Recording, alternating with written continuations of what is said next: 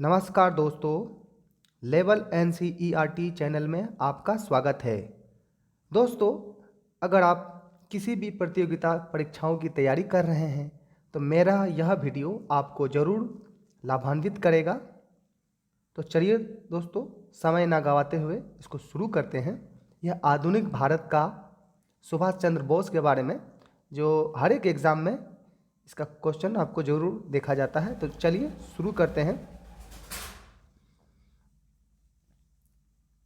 नेताजी सुभाष चंद्र बोस का जन्म 23 जनवरी 1897 को उड़ीसा के कटक में हुआ था। उनके पिता का नाम जानकी नाथ बोस और माँ का नाम प्रभावती था। तो चलिए दोस्तों, ये क्लियर है। सुभाष चंद्र बोस जी का जन्म 23 जनवरी 1897 को उड़ीसा के कटक में हुआ और उनके पिता का नाम जानकी नाथ बोस और माँ का नाम प्रभावती था। सुभाष चंद्र बोस के राजनीतिक गुरु C.R. दास, इनके राजनीतिक गुरु C.R. दास थे। सुभाष चंद्र बोस ने एमिली सेंकल जो ऑस्ट्रेलियन महिला थी, इनसे विवाह किया और इनकी पुत्री का नाम अनीता था। सुभाष चंद्र बोस के पुत्री का नाम अनीता, इनके पत्नी का नाम एमिली सेंकल, ऑस्ट्रेलियन महिला, C.R. दास इनके राजनीतिक गुरु। आगे देखेंगे। वर्ष 1919 में इन्होंने कलकत्ता विश्वविद्यालय से स्नातक की उपाधि प्राप्त की। वर्ष 1919 में कलकत्ता विश्वविद्यालय से इन्होंने स्नातक की पढ़ाई की। उसके बाद भारतीय प्रशासनिक सेवा, इंडियन सिविल सर्विस, जिसे आज हम UPSC के नाम से जानते हैं, तैयारी के लिए कैम्ब्रिज विश्वविद्यालय गए। कहाँ गए सुभाष चंद्र बोस जी? कैम्ब्रिज विश्वविद्यालय तैयारी के लिए गए। 1920 में भारतीय नागरिक सेवा UPSC में चौथा स्थान प्राप्त किए। बहुत ही गर्व की बात है। सुभाष चंद्र बोस जी UPSC में चौथा स्थान प्राप्त किए, लेकिन 1 साल के बाद इन्होंने अपने पद से अपने मर्जी से इस्तीफा दे दिया, त्याग दिए। महात्मा गांधी के नमक सत्याग्रह को नेपोलियन की पेरिस यात्रा की संज्ञा देने वाला सुभाष चंद्र बोस का कथन था, मैं अंग्रेजों को देश से निकालना चाहता हूँ। मैं अहिंसा में विश्वास रखता हूँ, किंतु इस रास्ते पर चलकर स्वतंत्रता काफ़ी देर से मिलने की आशा है। ऐसा सुभाष चंद्र बोस जी का कहना था। और सुभाष चंद्र बोस जी ने महात्मा गांधी के नमक सत्याग्रह को नेपोलियन की पेरिस यात्रा का संज्ञा दिया था। इसको आपको ध्यान में रखना होगा। आगे देखेंगे दोस्तों।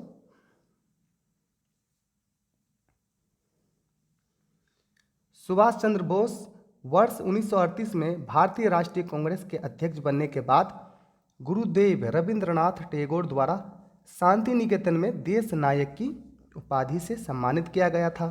महात्मा गांधी ने उन्हें देशभक्तों का भी देशभक्त कहा था। तो सुभाष चंद्र बोस जी को देशभक्तों का देशभक्त महात्मा गांधी जी ने कहा और इनको देश नायक की उपाधि रविंद्रनाथ टैगोर ने दिया। चलिए एक झलक दोस्तों यहाँ देख लेंगे सुभाष चंद्र के जीवनी के बारे में, जन्म से लेकर इनका मृत्यु तक है। चलिए इनको देखते हैं।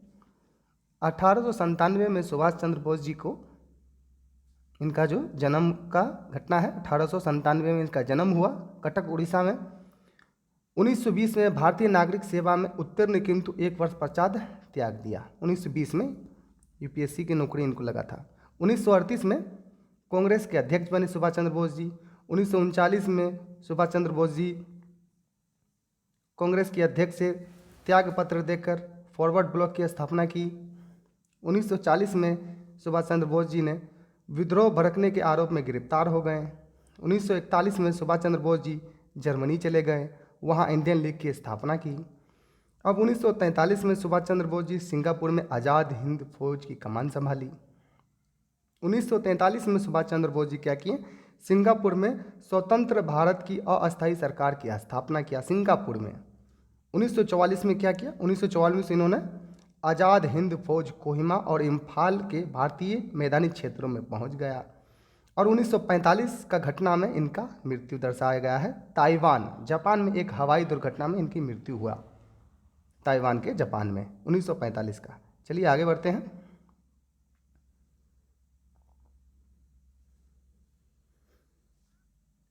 कांग्रेस का त्रिपुरी संकट 1939, इसको ध्यान में रखिएगा। कांग्रेस का त्रिपुरी संकट 1939। वर्ष 1938 के दौरान, वर्ष 1938 के कांग्रेस के हरिपुरा गुजरात अधिवेशन में मुस्लिम लीग व भीमराव अंबेडकर द्वारा सुभाष चंद्र बोस को कांग्रेस के पहली बार अध्यक्ष चुना गया। वह निर्विरोध चुने गए, इनके विरोध में कोई भी खड़ा नहीं हुआ था। 1938 में हरिपुरा गुजरात में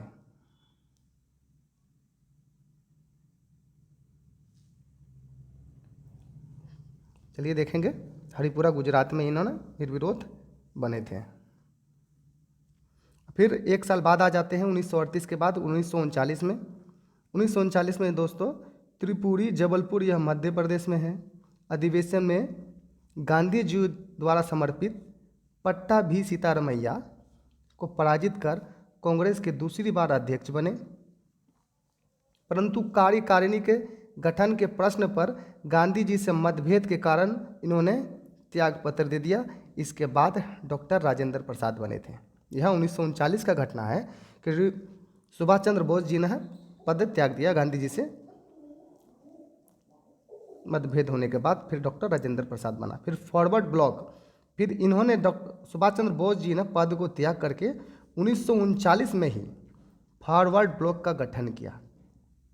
1939 में ही सुभाष चंद्र बोस जी।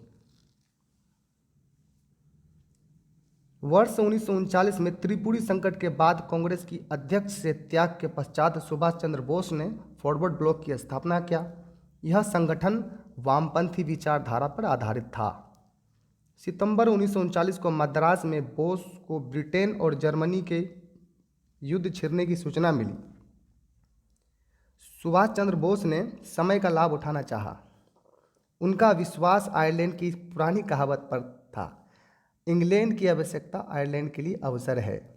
अतः उन्होंने गांधी जी तथा अन्य कांग्रेस नेताओं को इसी नीति पर लाना चाहा कि भारत की स्वतंत्रता के लिए इंग्लैंड के दुश्मनों की सहायता ली जाए। सुभाष चंद्र बोस का कथन था कि भारत की सहायता के लिए इंग्लैंड का दुश्मनों की सहायता लिया जाए। 8 सितंबर 1939 को युद्ध के प्रति पार्टी का रुख तय करने के लिए सुभाष चंद्र को विशेष आमंत्रित के रूप में कांग्रेस कार्यकारी समिति में बुलाया गया। सुभाष चंद्र बोस को मतलब इनसे सलाह लेने के लिए 8 सितंबर 1939 को बुलाया गया, आमंत्रित करके। फिर इन्होंने जब बुलाया गया तो इन्होंने अपनी राय के साथ संकल्प भी दोहराया कि अगर कांग्रेस यह काम नहीं कर सकती है तो फॉरवर्ड ब्लॉक अपने दम पर ब्रिटिश राज के खिलाफ युद्ध शुरू करेगा। सुभाष चंद्र बोस जी कहें। अगले ही वर्ष जुलाई में कलकत्ता स्थित हालवेट स्तंभ, कलकत्ता में एक हालवेट स्तंभ स्थित था जो भारत की गुलामी का प्रतीक था। यह स्तंभ जो था भारत की गुलामी का प्रतीक था। सदस्यों ने रातों रात वह स्तंभ मिट्टी में मिला दिया। सुभाष के स्वयंसेवक उसकी नींव एक एक ईंट उखाड़ ले गए। सुभाष चंद्र बोस जी के स्वयंसेवक जो थे सुभाष चंद्र बोस के, जो यहाँ सैनिक, इसके माध्यम से बोस ने संदेश दिया कि जैसे इन्होंने स्तंभ धूल में मिला दिया है उसी तरह ब्रिटिश साम्राज्य की भी ईंट ईंट बजा देंगे। गिरफ्तारी एवं हिटलर से मुलाकात सुभाष चंद्र बोस के जीवन में, आइए इनको भी देख लेंगे।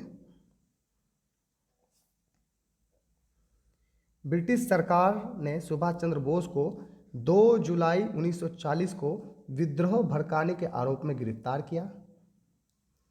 बोस ने जेल में आमरण अनशन किया। सुभाष चंद्र बोस ने जेल में आमरण अनशन शुरू कर दिया। स्वास्थ्य खराब होते ही ब्रिटिश सरकार ने उन्हें जेल से रिहा कर दिया। फिर 5 सितंबर 1940 को उन्हें रिहा कर कलकत्ता स्थित एल्गिन रोड कि उनके निवास स्थान पर नज़रबंद कर दिया सुभाष चंद्र बोस जी को। 5 सितंबर 1940 को कलकत्ता स्थित एल्गिन रोड। 17 जनवरी 1941 को मौका पाकर भाग निकले सुभाष चंद्र बोस। उसके बाद अफगानिस्तान, इटली, रूस होते हुए 3 अप्रैल 1941 को जर्मनी पहुँचे सुभाष चंद्र बोस जी। कब? तो यह 17 जनवरी 1941 को मौका पाकर भाग निकले और अफगानिस्तान होते हुए, अफगानिस्तान, इटली, रूस होते हुए 3 अप्रैल 1941 को जर्मनी पहुँचे। 6 माह बाद जर्मन विदेश मंत्रालय की सहायता से उन्होंने द फ्री इंडिया सेंटर का गठन किया, जहां से वे आज़ादी के पक्ष में पर्चे छपवाते थे तथा भाषण देते थे। जर्मनी में बोस ने हिटलर से मुलाकात कर भारतीय आज़ादी की लड़ाई में हिटलर से सहयोग मांगा। हिटलर ने बोस को नेताजी कहकर संबोधित किया। आगे देखेंगे। वर्ष 1941 के अंत तक जर्मन तानाशाह एडोल्फ हिटलर निर्वासित आज़ाद हिंद सरकार को मान्यता दे दी और सुभाष चंद्र बोस को आज़ादी की लड़ाई हेतु सेना गठित करने का सहमति प्रदान किया। जर्मन के तानाशाह एडोल्फ हिटलर ने 1941 में, फिर जून 1941 जर्मनी ने रूस पर आक्रमण कर दिया तो रूस मित्र राष्ट्रों में शामिल हो गया। जब जर्मनी ने उन्हें रूस के विरुद्ध प्रयुक्त करने का प्रयास किया तब कठिनाई उत्पन्न हो गई। बोस ने दक्षिण पूर्व एशिया जाने का निश्चय लिया। जर्मनी में ही भारतीय द्वारा सुभाष चंद्र बोस को नेताजी की उपाधि दी गई थी। जर्मनी में ही दे दिया गया था। जर्मनी में सुभाष चंद्र बोस ने फ्री इंडिया सेंटर, स्वतंत्र भारत केंद्र की स्थापना की तथा यह पहली बार सुभाष ने जय हिंद का नारा दिया था। पहली बार सुभाष ने यहाँ पर जय हिंद का, सुभाष चंद्र बोस ने नारा दिया था। फरवरी 1943 में सुभाष चंद्र बोस ने जर्मनी की यू बोट पनडुब्बी से जर्मनी से जापान के लिए रवाना हुआ। यू बोट पनडुब्बी से जर्मनी से जापान के लिए रवाना हुआ। जून 1943 में जापान पहुंचे और जापान के प्रधानमंत्री तोजो से मिले थे। जापान के प्रधानमंत्री उस समय थे तोजो। आगे देखते हैं।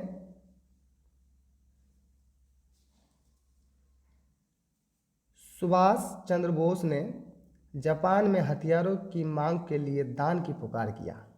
इस पुकार पर सोने, चांदी और नोटों के ढेर लग गए। सुभाष चंद्र बोस ने 1941 में जर्मनी के जनरल इरविन रोमेल उत्तरी अफ्रीका अभियान के पकड़े गए भारतीय युद्ध बंदियों को भर्ती कर द फ्री इंडिया लीजन नामक सेना बनाया। सुभाष चंद्र बोस ने the free India legion, the Indian legion German सेना के द्वारा 1950वीं नेटिव इन्फेंट्री का दूसरा नाम था। यह बहुत ही इंपॉर्टेंट है, इसको भी ध्यान में रखना होगा। चलिए, आज़ाद हिंद फौज 1942, इसको देखते हैं।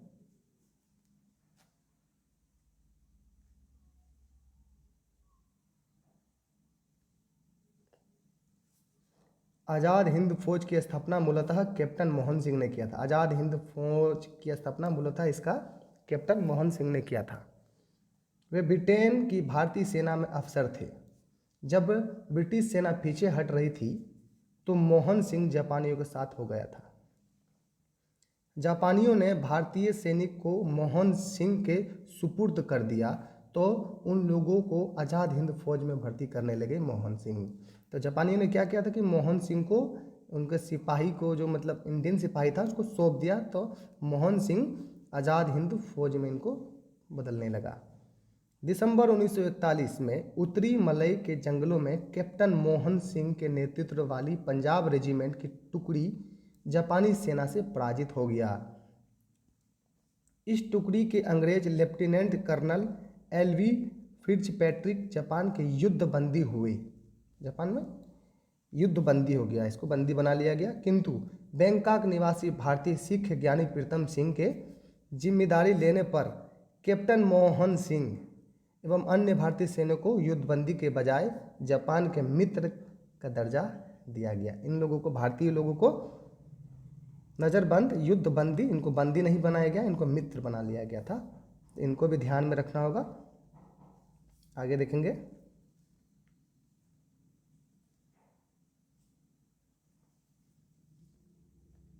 जापान के मेजर आयुवाची फुजीवारा एवं ज्ञानी प्रीतम सिंह ने ही कैप्टन मोहन सिंह को इंडियन नेशनल आर्मी का नेतृत्व करने के लिए उत्साहित किया था। तो ज्ञानी प्रीतम सिंह को इंडियन नेशनल आर्मी का नेतृत्व करने के लिए किसने इनको उत्साहित किया था? तो मेजर आयुवाची फुजीवारा इन्होंने उत्साहित किया था सुभाष चंद्र बोस जी को।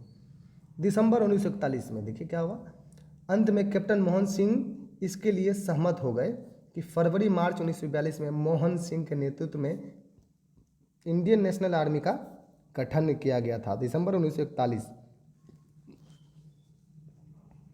जिसमें जापान के मलय अभियान के तहत पराजित ब्रिटिश सेना के भारतीय सैनिकों को शामिल किया गया था। जापानी सरकार और मोहन सिंह के अधीन भारतीय सैनिकों के बीच आज़ाद हिंद फौज की भूमिका के संबंध में विवाद उत्पन्न हो जाने के कारण मोहन सिंह एवं निरंजन सिंह गिल को गिरफ्तार कर लिया गया। इस दौरान प्रमुख नेताओं में रास बिहारी बोस ने आज़ाद हिंद फौज को बिखरने नहीं दिया था। रास बिहारी बोस ने बिखरने नहीं दिया, इनको संभाल लिया। आज़ाद हिंद फौज का दूसरा चरण तब प्रारंभ हुआ जब सुभाष चंद्र बोस सिंगापुर गया। बहुत ही महत्वपूर्ण है, इनको ध्यान में रखना होगा। स्पष्ट है कि INA का विचार सूत्र ज्ञानी प्रीतम सिंह एवं फुजीवारा ने दिया, जबकि कैप्टन मोहन सिंह ने उसे प्रथम नेतृत्व प्रदान करने का साहसिक कार्य किया था। आज़ाद हिंद फौज और सुभाष चंद्र बोस, चलिए देखेंगे। जुलाई 1943 में सुभाष चंद्र बोस पनडुब्बी द्वारा जर्मनी से जापान नियंत्रण वाले सिंगापुर पहुंचे। वहां उन्होंने दिल्ली चलो का प्रसिद्ध नारा दिया। कब? जुलाई 1943 में सुभाष चंद्र बोस पनडुब्बी द्वारा जर्मनी से जापानी नियंत्रण वाले सिंगापुर पहुंचा था। दिल्ली चलो का नारा उसी समय दिया था सुभाष चंद्र बोस जी। आज़ाद हिंद फौज की पहली डिवीजन औपचारिक गठन सितंबर 1942 को हुआ। डेट याद रखना बहुत ही जरूरी है। कैप्टन मोहन सिंह इसके प्रथम सेनापति बने। सुभाष चंद्र बोस के प्रथम सेनापति कैप्टन मोहन सिंह बना सितंबर 1942 को। जून 1943 में रास बिहारी बोस की अध्यक्षता में इंडियन इंडिपेंडेंस लीग में बैंकॉक में एक और सम्मेलन बुलाया गया, जिसमें सुभाष चंद्र बोस को लीग का आज़ाद हिंद फौज का नेतृत्व सौंपने का निर्णय लिया गया। 4 जुलाई 1943 को रास बिहारी बोस ने सिंगापुर आज़ाद हिंद फौज INA इंडियन लीग की कमान सुभाष चंद्र बोस को सौंप दी। इसी समय सुभाष चंद्र बोस ने दिल्ली चलो एवं जय हिंद का नारा दिया था। 4 जुलाई 1943 को रास बिहारी बोस सिंगापुर आज़ाद हिंद फौज INA इंडियन लीग की कमान सुभाष चंद्र बोस जी को सौंपा था। टोक्यो में रास बिहारी बोस ने मार्च 1942 को इंडियन इंडिपेंडेंस लीग की स्थापना किया था। तो यह स्थापना रास बिहारी बोस ने किया था टोक्यो जापान, मार्च 1942 को इंडियन इंडिपेंडेंस लीग। 5 जुलाई 1943 को सुभाष चंद्र बोस ने आज़ाद हिंद फौज का पुनर्गठन किया। 5 जुलाई को 1943 को सुभाष चंद्र आज़ाद हिंद फौज के सेनापति बने। जब फिर से इनका पुनर्गठन हुआ, 5 जुलाई 1943 को इनका पुनर्गठन हुआ, तो सेनापति सुभाष चंद्र बोस जी खुद बन गए थे। बहुत ही महत्वपूर्ण है, आपको ध्यान में रखना होगा।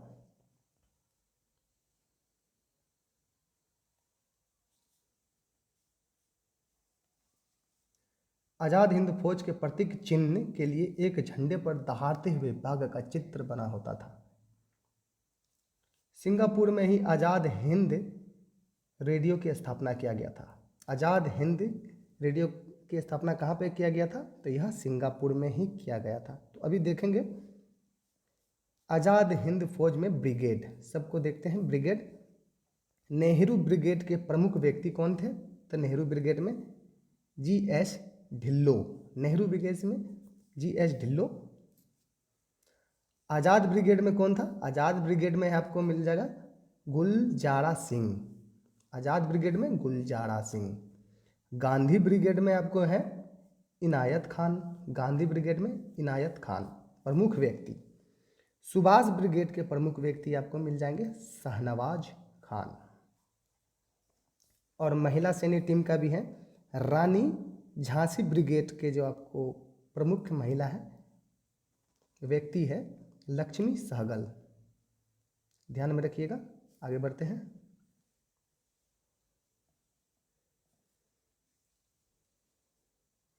इक्कीस अक्टूबर 1943 को सुभाष चंद्र बोस ने सिंगापुर में ही स्वतंत्र भारत की अस्थायी सरकार आज़ाद हिंद सरकार का गठन किया था। तो स्वतंत्र भारत की अस्थायी सरकार, इसको आज़ाद हिंद सरकार भी कहते हैं। 21 अक्टूबर 1943 को सुभाष चंद्र बोस ने कहाँ पर? सिंगापुर में किया था।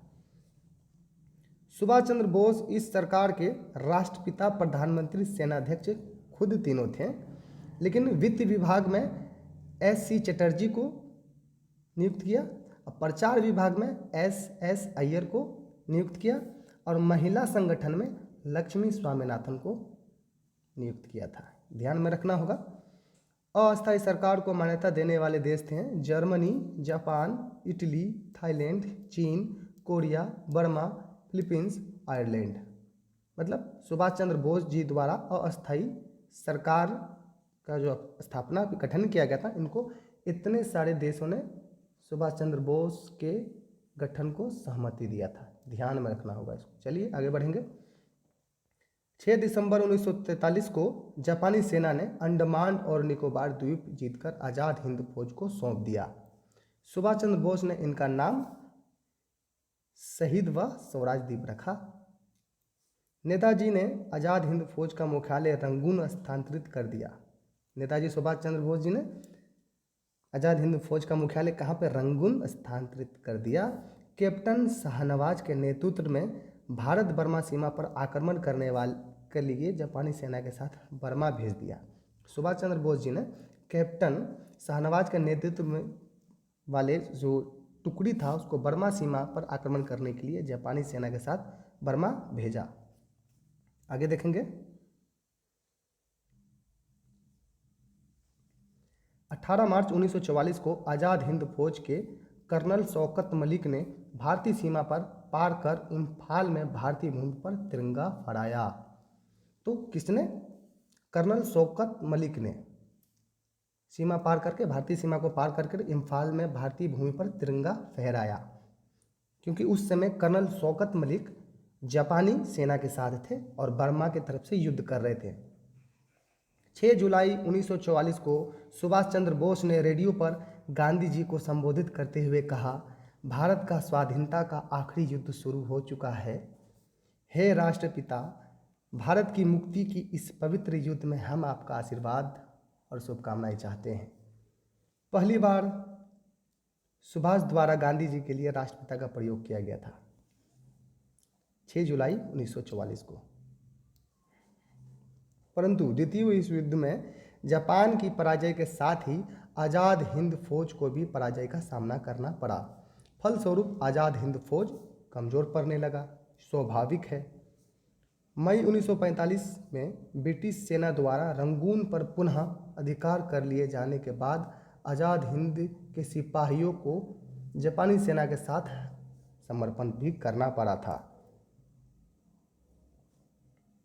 चलिए आगे देखते हैं। 18 अगस्त 1945 को सुभाष चंद्र बोस की ताइवान के ताबुक हवाई अड्डे पर ही दुर्घटना में मृत्यु हो गया। हालांकि इसकी आधिकारिक पुष्टि नहीं हुआ है। आज़ाद हिंद फौज पर मुकदमा भी चला ब्रिटिश सरकारों के द्वारा।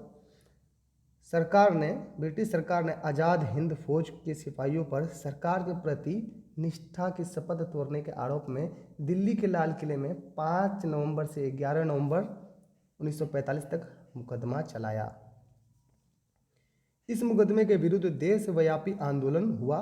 देश के सभी राजनीतिक दलों ने आज़ाद हिंद फौज के युद्ध बंदियों का समर्थन किया। कांग्रेस ने आज़ाद हिंद फौज के लिए बचाव समिति का गठन किया, जिसमें भूला भाई देसाई के नेतृत्व में तेज बहादुर सप्रू, कैलाशनाथ काटजू, आसफ अली और जवाहरलाल नेहरू प्रमुख वकील थे। उस समय प्रमुख वकील थे। चलिए आगे देखेंगे।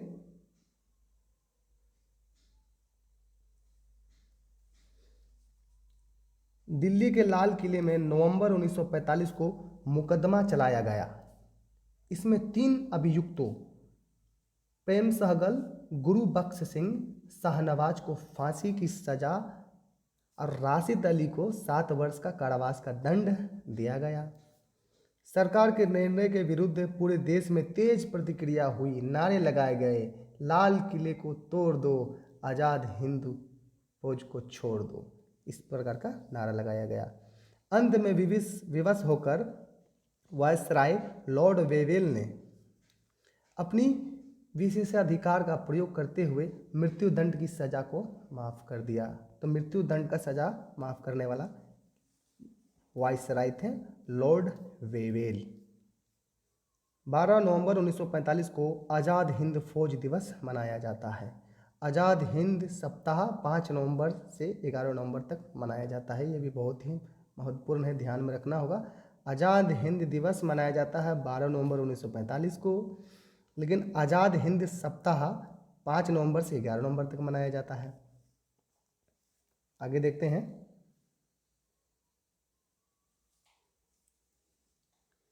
यह नारा भारतीय क्रांतिकारी डॉक्टर चंबाकरमन पिल्लई द्वारा दिया गया था। पिल्लई 1933 में ऑस्ट्रिया की राजधानी वियना में नेताजी से मिले, जय हिंद से उनका अभिवादन किया। तो पिल्लई जी ना, मतलब डॉक्टर चंबाकरमन पिल्लई, इन्होंने 1933 में ऑस्ट्रेलिया की राजधानी वियना में नेताजी से मिले। ऑस्ट्रेलिया की राजधानी वियना में सुभाष चंद्र बोस जी से मिले थे और वहाँ पर इन्होंने जय हिंद से उनका आपस में बात शुरू हुआ, अभिवादन किया। जर्मनी में रह रहे भारतीय विद्यार्थी आबिद हुसैन अपनी पढ़ाई छोड़ सुभाष चंद्र बोस नेताजी की सेक्रेटरी जय हिंद का पद संभाला। तो जी सेक्रेटरी जय हिंद का पद संभालने वाला थे आबिद हुसैन। जर्मनी में रह रहे थे भारतीय विद्यार्थी। आबिद हुसैन ने आज़ाद हिंद फौज के सिपाहियों को आपसी अभिवादन जय हिंद करने का सुझाव दिया था। सबसे पहले आज़ाद हिंद फौज के सिपाहियों को अभिवादन के लिए सलाह सुझाव देने वाले थे आबिद हुसैन जी। तत्पश्चात 2 नवंबर 1941 को जय हिंद आज़ाद हिंद फौज युद्ध घोष बना। आज़ाद भारत की प्रथम डाक टिकट पर जय हिंद शब्द लिखा हुआ मिलता है, ध्यान में रखना होगा। आज़ाद भारत के प्रथम डाक टिकट पर जय हिंद शब्द लिखा हुआ रहता है। आगे देखते हैं।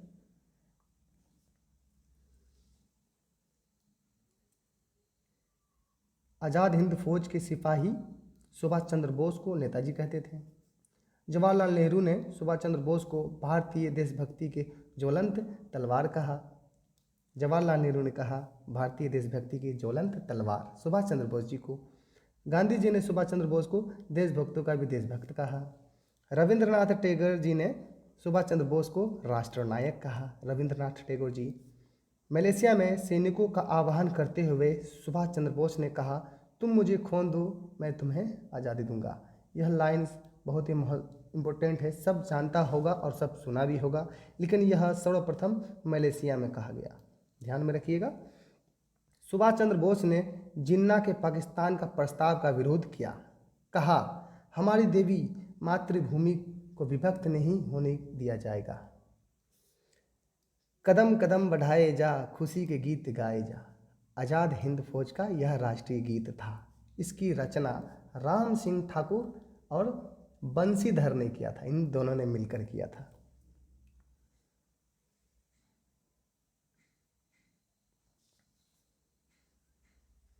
आज़ाद हिंद फौज का आदर्श वाक्य है एकता, वफादारी और बलिदान।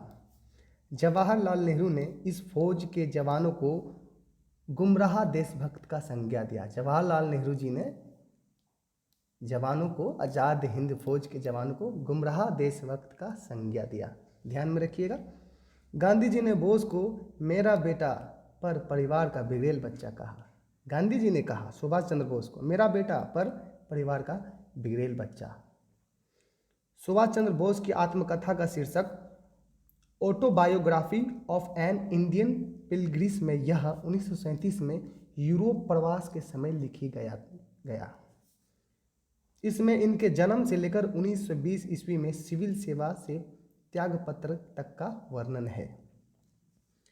सुभाष चंद्र बोस की दूसरी आत्मकथा इंडियन स्ट्रगल 1920 से 1942 के बीच भारतीय स्वतंत्रता आंदोलन की विवेचना करता है।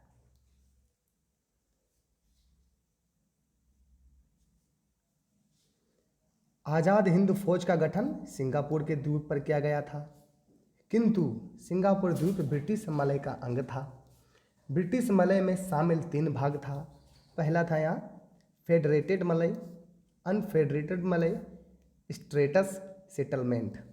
अब ये स्टेटस सेटलमेंट में देखिए दोस्तों, स्टेटस सेटलमेंट 4 अलग अलग जो सेवा क्षेत्र इनमें जोड़ा गया था। तो 4 अलग अलग इनमें सेवा क्षेत्र जोड़ा गया था। पहला था मलक्का, डिडिंग, पेनांग और सिंगापुर। स्टेटस सेटलमेंट में जो मलक्का जो यह जोड़ा गया था, मलक्का वर्तमान में अभी है मलेशिया का एक राज्य, डिडिंग वर्तमान में मलेशिया का एक राज्य का एक जिला है, पेनांग वर्तमान में मलेशिया का एक राज्य है, सिंगापुर अगस्त 1963 में स्वतंत्रता की घोषणा के लिए 16 दिसंबर 1963 को मलेशिया का एक अंग बना। यह सब सेवा क्षेत्र स्टेटस सेटलमेंट में जोड़ा गया था आज़ाद हिंद फौज का। अब देखेंगे 9 अगस्त 1965 को मलेशिया की संसद में एक प्रस्ताव द्वारा मलेशिया संघ से अलग कर दिया गया था। 9 अगस्त 1965 को मलेशिया की एक संसद में प्रस्ताव द्वारा मलेशिया संघ से अलग कर दिया गया था सिंगापुर को, तथा इसी दिन स्वतंत्र देश बना। जब सिंगापुर में आज़ाद हिंद फौज का गठन हुआ तब मलय का हिस्सा था, उस समय तब मलय का हिस्सा था। सिंगापुर तत्कालीन मलय में अपने सैनिकों का आह्वान करते हुए सुभाष चंद्र बोस जी ने कहा था बहुत त्याग किया है, किंतु अभी प्राणों की आहुति देना शेष है। आज़ादी को आज हमें अपने शीश फल चढ़ा देने वाले पागल पुजारी की आवश्यकता है, जो अपने सिर काटकर स्वाधीनता की देवी को चढ़ा दे। इसी के साथ आप देख रहे थे लेवल एनसीईआरटी चैनल। नमस्कार।